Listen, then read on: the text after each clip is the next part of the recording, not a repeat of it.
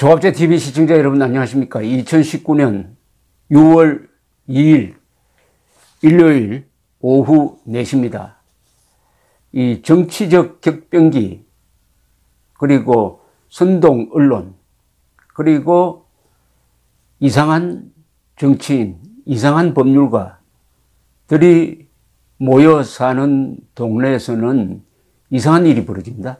좋은 일을 한 사람을 나쁜 짓 했다고 잡아넣기도 하고 매도하기도 하고 조사하기도 합니다. 선악구분이 완전히 마비되어 버립니다. 이 선악구분이라는 것은 진위구분 위에서 가능합니다. 무엇이 진실이고 무엇이 거짓이냐 하는 것을 제대로 판단해야 무엇이 나쁘고 무엇이 좋다, 이게 판단이 가능한 겁니다. 흔히 진실 위에 정의를 세워야 한다고 합니다. 그런데 선동가들이 판치는 세상에서는 정의를 자기가들이 독점하기 때문에 이게 정의다 하고 먼저 만들어 놓고, 어떤 틀을 만들어 놓고 거기에 맞추는 식으로 사실을 조작하고 왜곡하고 구겨 넣어 버립니다. 정의 위에 진실을 세운다고 하면 진실이 왜곡되어 버리죠.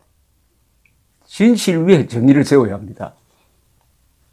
이런 한국에서 아주 억울한 사람들이 있습니다. 1980년 5월 광주 사태 때 출동했던 육군 항공단의 무장 헬기 조종사들입니다. 이분들은 출동해서 사격을 하지 않았습니다. 그러나 상부로부터는 사격하라는 명령은 내려왔어요. 그러나 조종사들이 현장에 가서 판단을 하니까 민간인들을 향해서 사격했다가는 수십 명, 수백 명이 죽는다는 것을 알고 사격 못하겠다라고 건의를 했습니다. 항의를 했습니다. 그래서 사격이 되지 않았던 것입니다.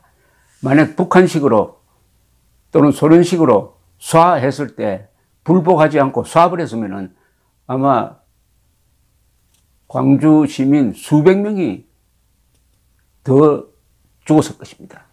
그런데 이 사람들이 요사이 작년부터 학살범으로 몰리고 있어요. 문재인 대통령의 지시에 의해서 작년에 국방부 특조위가 발족을 해가지고 헬기 사격 여부를 다시 조사했습니다. 과거에 한 5번 좀 조사해가지고 헬기 사격 없었다고 결론 난 것을, 대법원 판결에서도 결론이 난 건데 이걸 뒤집으려고 다시 조사를 해가지고 헬기 사격이 있었다는 결론을 내렸는데, 그 조사 보고서를 보면은 어떤 조종사도 사격했다고 이야기하지 않습니다. 또 사격해서 죽은 사람도 없고 다친 사람도 없고 치료한 의사도 없어요. 물론 탄피도 발견되지 않았습니다. 어떻게 이럴 수가 있습니까? 목격자는 수십만의 군중을 향해서 쏘았을 텐데 목격자는 10명도 안 됩니다. 그런데도 국가기관이 헬기 사격이 있었다, 천인공노할 양민 학살이 있었다고 하는 바람에 이분들은 졸지에 학살범이 되고 말았습니다. 살인자가 되고 말았습니다. 용감하게 상부 명령을 거부해가지고 광주 시민들을 보호를 했는데도 졸지에 살인자가 됐다 이겁니다. 이분들의 누명은 누가 벗겨줍니까? 이분들에게 이런 누명을 씌운 사람들 가만둬서 되겠습니까? 가장 억울한 사람들입니다. 이렇게 생생한 정언이 있는데도 사격이 있었다고 조작을 했으니까 이게 천인공노할 일이죠. 예, 근데 2017년 12월 26일 국방부 특조위 조사에 응한 당시 31 항공단 506 항공대대 작전과장은 이렇게 정언을 했습니다. 정모 사단장이 나한테 대뜸 사격할 수 있느냐 이렇게 물어봐서 사격할 수 있는 준비가 바로 되어 있다 이랬더니, 그러면 다리만 쏠 수 있느냐 이렇게 이야기를 하시더라고.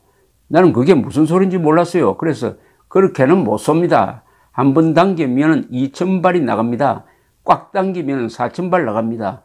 엎드려서 쏴도 다리 못 맞히는데 비행기로 4,000발씩 쏴가지고 다리 맞힌다는 것은 불가능합니다. 다 죽입니다. 이렇게 이야기했어요. 계획하는 사람들이 사격 지침을 내릴 수는 있지만은 비행기에서 총 쏘면 어마무시한 사람들이 죽는다는 것을 조종사는 다 알아요. 턱도 없는 소리 하지 마라. 그건 불가능한 이야기인 거고 모르는 사람이 하는 이야기지 그건 안 된다. 딱 잡아떼서 아주 강하게 이야기하니까 꼼짝 못했지. 이렇게 상임명령을 거부했다고 이야기를 합니다. 또 한 사람 2017년 12월 29일 김모 중령은 당시 31 항공단 506 항공 대대장이었습니다. 이렇게 정을 합니다. 광주 시내에 있는 천, 내가란 뜻입니다. 내천자입니다. 전해가 무력 시위를 하라. 그래서 나는 못합니다. 그거 하려면은 장명을 달라. 그랬어요. 그러니까 이 양반이 호주머니에서 수첩을 끄집어내 착 찢어서 거기에 즉각 출격해서 제압할 것 하고 사인 착착착 해가지고 날 주더라고. 내가 못 받아들인다고 이야기를 했어요. 그러니까 이 양반이 흥분을 해가지고 그 양반은 장군이에요. 나는 육군 중령입니다. 감히 그것도 작전 지역의 작전 주무참모인데 지시하는 거를 내가 딱 잘라서 못한다고 이야기했거든요. 그게 화 안 나겠어요? 나라도 때려 죽이고 싶지. 영창에 집을 넣고 싶지만 사안이 사안이에요. 내가 진정하시고 제 이야기를 들어보십시오 하고 못하는 이유를 설명드렸어요. 2.75인치 로켓을 천에다가 쏘면 수심이 깊은 데는 조비탄이 세지고 얕은 데는 파편이 된다고. 럭비공 튀듯이 방향이 없어요. 산발적으로 튀어요. 7.62mm 기관총도 마찬가지야. 기관총도 쏘면 깊은 물에는 조비가 생겨서 튄다고. 그런데 개울가에 있는 집들이 전부 다 민가야. 한두 집도 아니고 줄줄이 쭉 늘어서 있는데 그 집에 파편이 튀어들어가 사상자가 났다? 그러면 개운군이 선량한 시민 기총 사격해가지고 사살했다고 불보듯이 뻔하게 보도가 된다. 그때 어떻게 책임질래?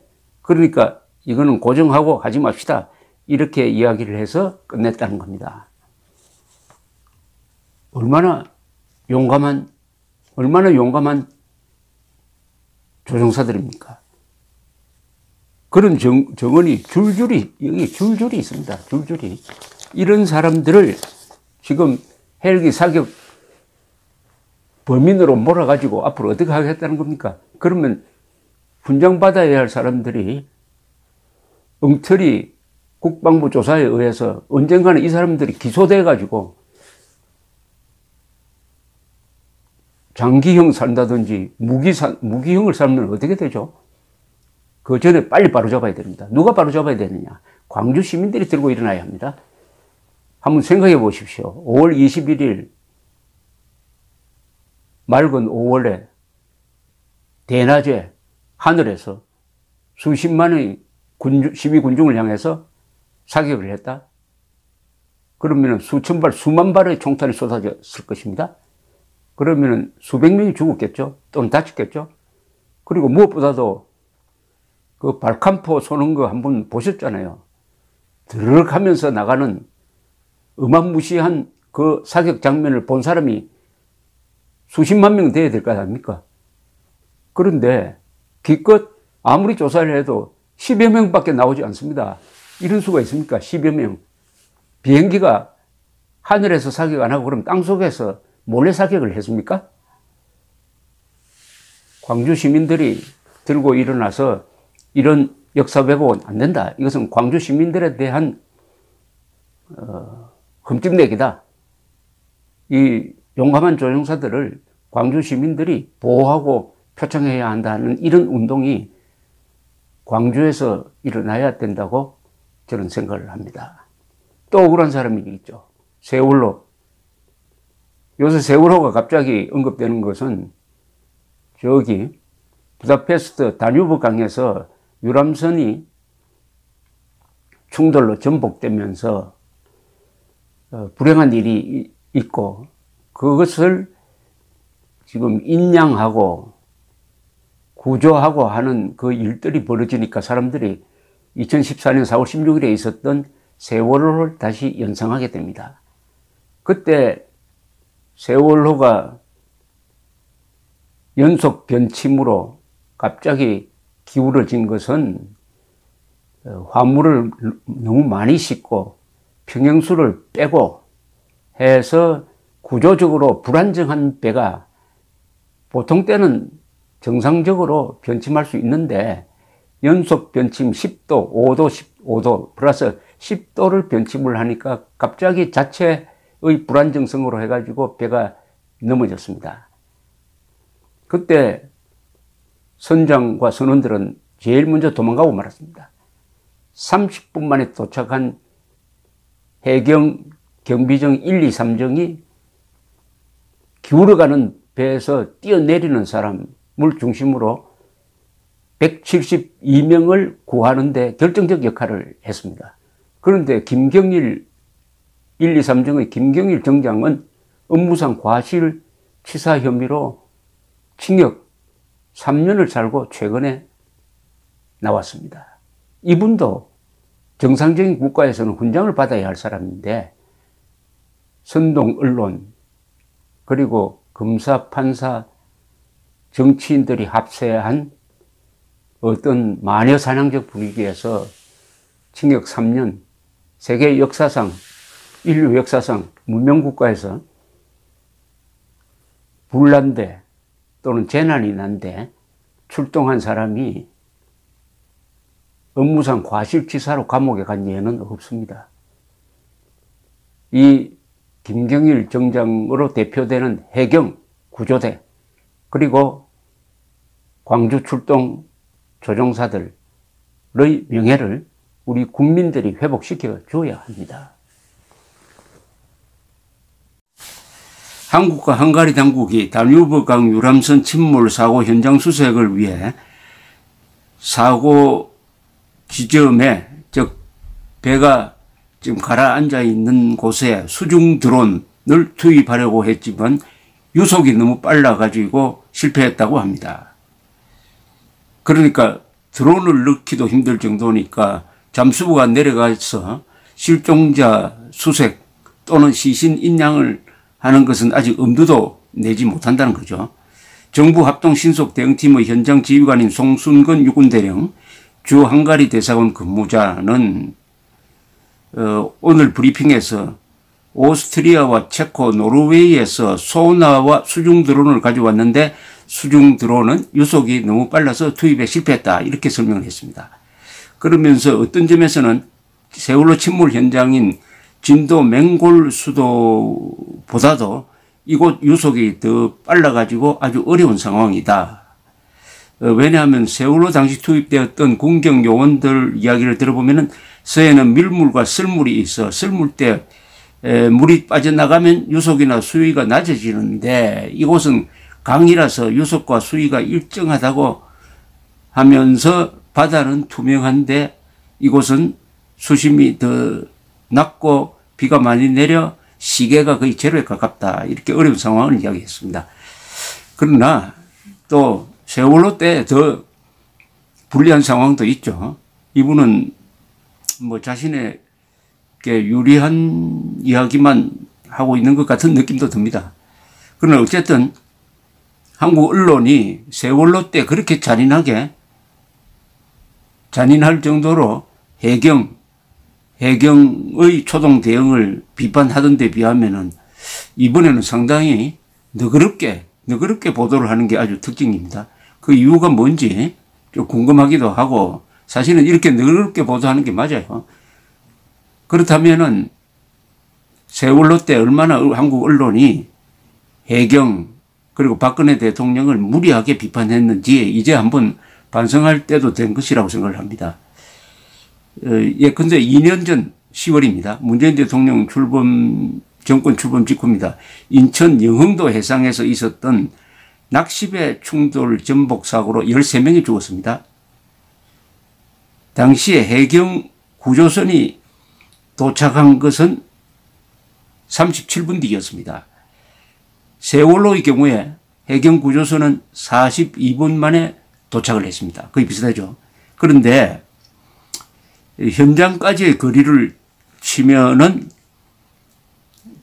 2년 전에는 현장까지의 그러니까 그 해경 구조선과 현장까지의 거리가 2km였고 세월호 때는 19km였습니다. 또 수중 구조 요원이 도착한 시각은 2년 전이 사고 72분 뒤고 세월호의 경우는 160분 뒤였습니다.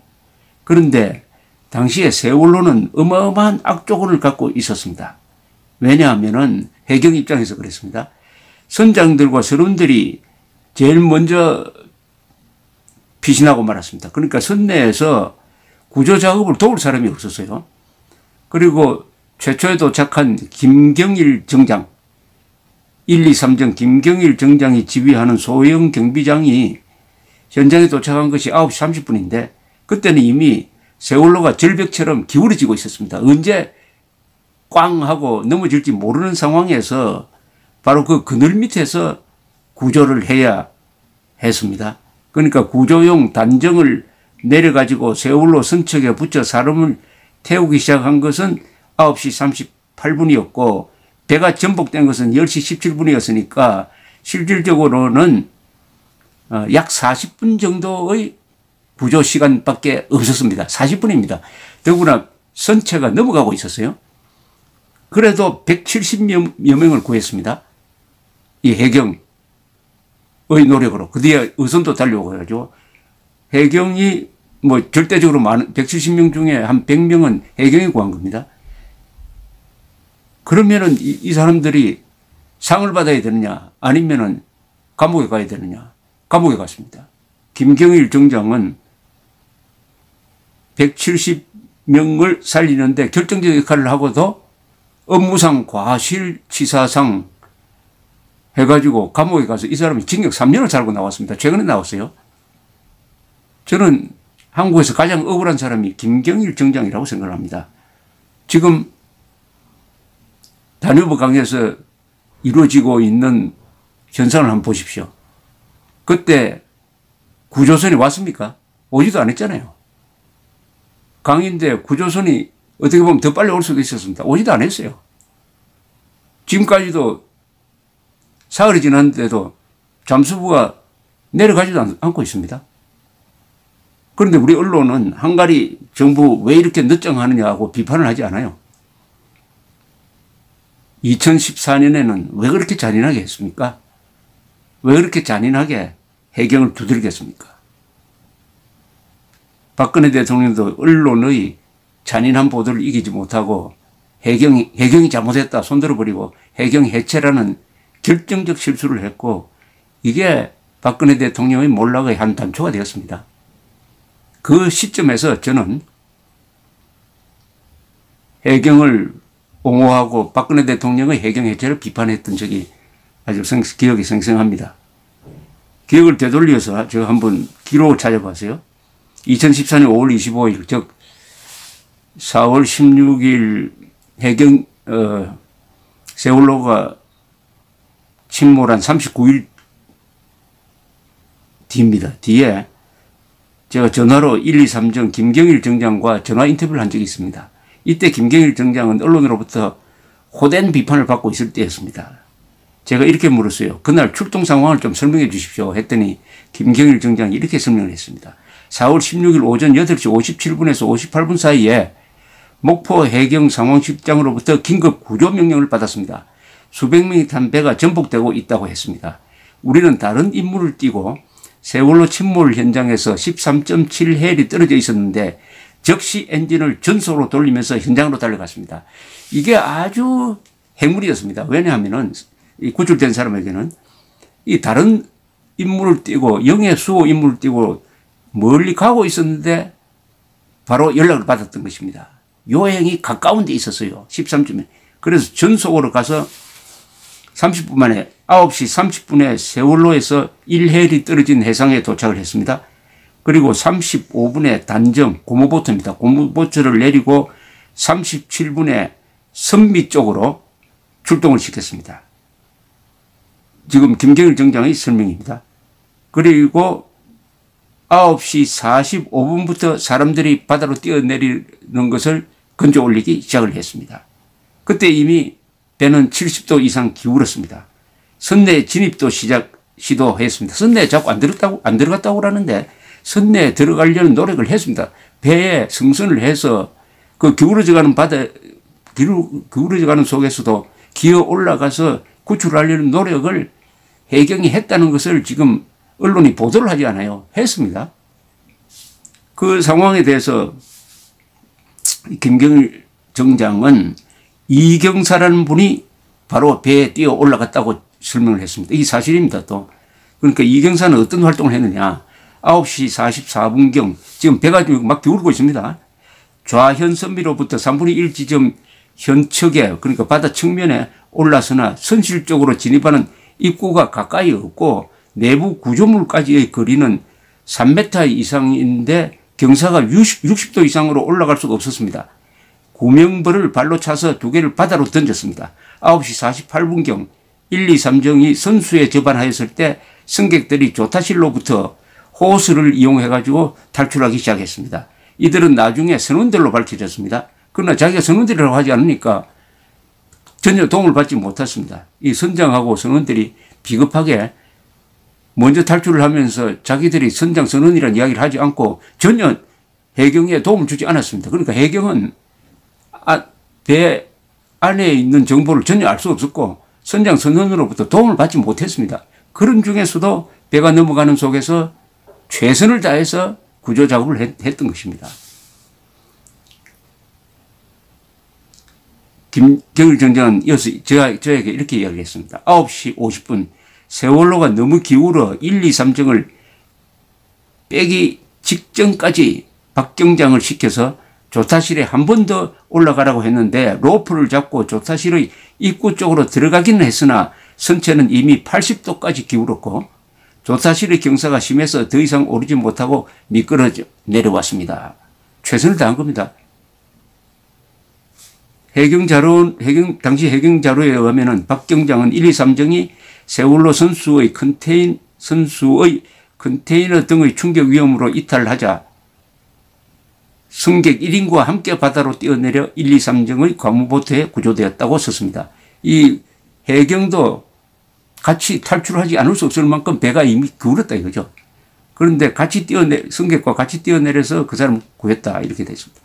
김경일 정장은 기울기가 60도가 넘는 상태에서 선실과 조타실 진입을 시도하였으나 실패해서 자력으로 탈출하는 사람을 구조선에 끌어올리는 일에 전념할 수밖에 없었다 이런 이야기입니다.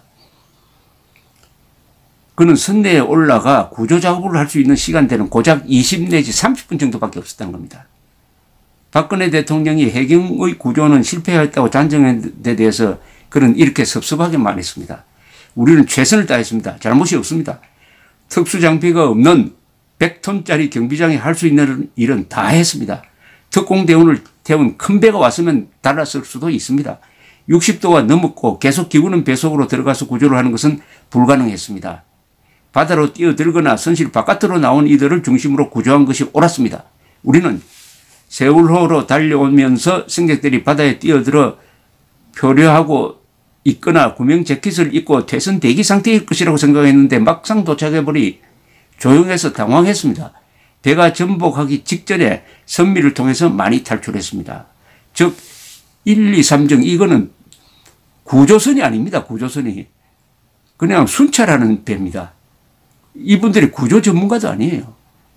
그런데도 이렇게 용감하게 기울어져가는 배 밑에서 170여 명을 살렸다는 것은 온데간데 없고 업무상 과실치사 혐의로 징역 3년을 살렸어요. 3년 살고 최근에 나왔습니다. 기가 막힌 노릇 아닙니까? 미국 같으면 이분을 영웅으로 만드는 영화까지 만들었을 겁니다.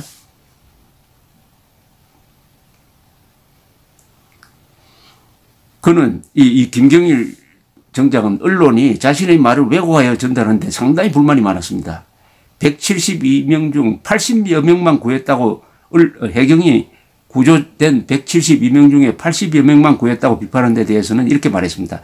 선미 쪽에서 1, 2, 3정 소속 고무보트가 탈출자들을 구해서 어선 등에 옮겨 태운 숫자를 더하면 실제로는 110명 이상을 우리가 구했다. 이렇게 이야기를 했습니다.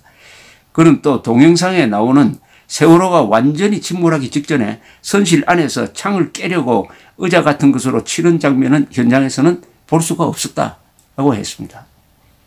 또 1, 2, 3정 구조원들이 세월호의 전복 직전, 세월호가 완전히 뒤집어지기 직전에 선실의 창을 깨고 6명을 살린 적도 있다고 증언했습니다. 이것도 언론이 거의 무시해버리죠. 해경이 잘한 거는 보도를 거의 하지 않았습니다.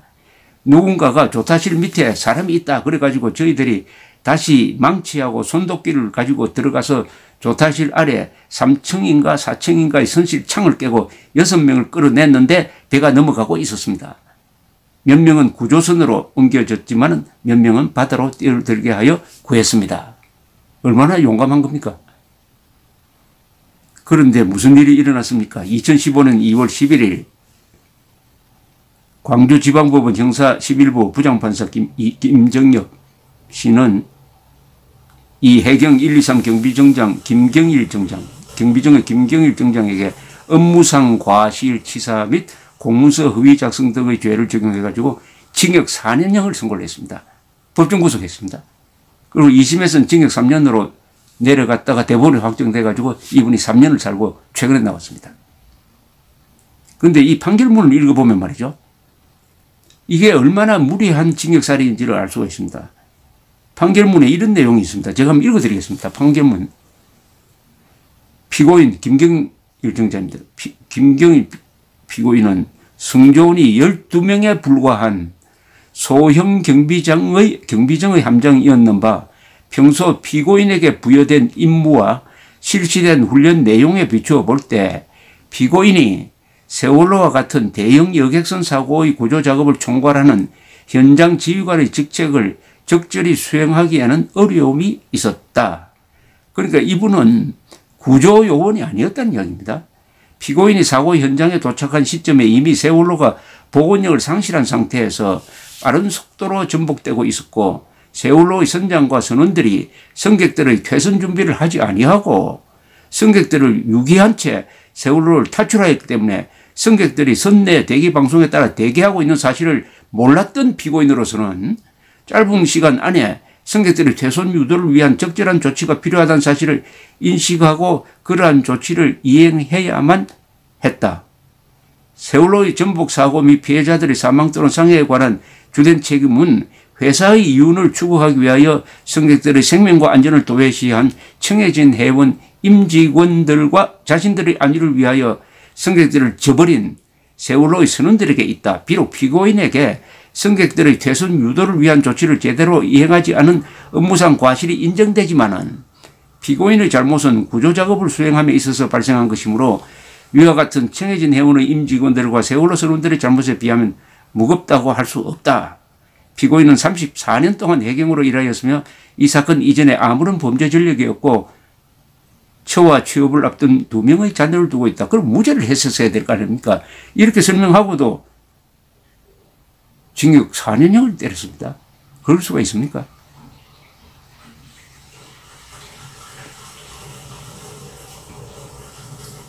자, 39분입니다. 저 거듭 말씀드리지만 이 1, 2, 3정이 넘어가는 세월호에 도착해가지고 고무보트를 내렸던 시간이 9시 38분이고 완전히 엎어진 게 39분입니다. 이 바다에서 6,000톤이 되는 세월호가 넘어가는 걸 보면 아주 거대한 절벽이 지금 머리 위로 쏟아지는 기분이었을 것입니다. 37분 뒤에 넘어갈지 39분 뒤에 넘어갈지 안 넘어갈지는 그때는 알 수가 없었어요. 당장이라도 넘어질 것 같았습니다. 그러나 그것을 도외시하고 배를 구명보트를 딱 붙여가지고 탈출하는 사람을 막 실어 담기 시작을 했습니다. 그리고 몇몇 해경대원은 바로 배 위로, 그 기울어가는 배 위로 올라갔습니다. 로프를 닦고 마치 암벽 등반을 하듯이 기어 올라갔다 이거예요. 더 이상 노력할 수 있습니까? 그리고 한편 이 항공구조대는 또 헬리콥터가 와가지고 마치 영화에서 보듯이 바다로 떨어져서 바다에서 헤엄쳐서 그 배에 붙어가지고 또 구했습니다. 그분들은 완전히 배 위에 올라가서 구했어요. 그러니까 1, 2, 3정이 구하고 있는 사이에 또 헬리콥터가 또 와서 용감한 구조 작업을 했습니다. 그게 다 동영상에 남아 있습니다. 어떻게 보면 초인적인 노력을 했습니다. 그런데도 해경을 역적으로 몰고 해경대원들을 이렇게 법정 구속, 이 지구상의 문명국가에서 무슨 화재 사고 났다, 해상 전복 사고 났다, 구조를 제대로 하지 못했다 해가지고 구조한 사람을 업무상 과실치사로 감옥에 보낸 것은 대한민국 유일합니다. 유일합니다.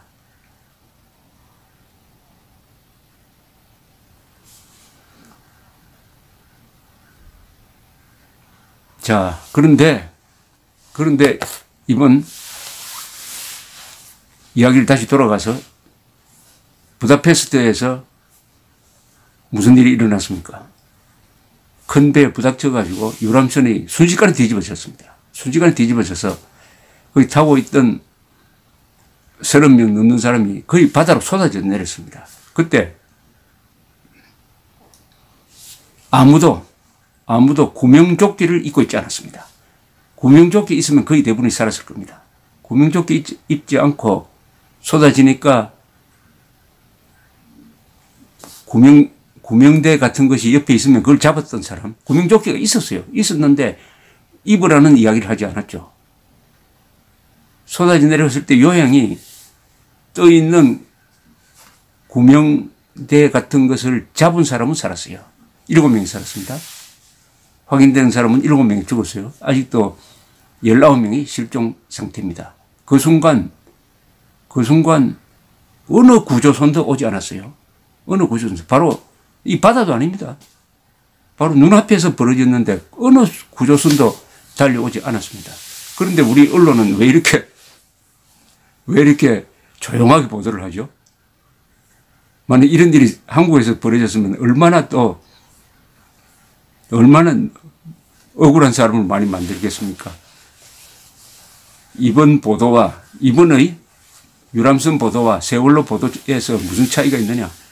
세월호 사건 때는 박근혜 정부, 지금은 문재인 정부라는 차이가 있어요. 그리고 언론이 세월호 보도 때는 바다를 잘 모르는, 그리고 배를 잘 모르는 사람들이 마치 배가 정지된 상태에서 가만히 있는 것처럼 상정하고 왜 170명밖에 못 구했느냐라고 비판을 했습니다.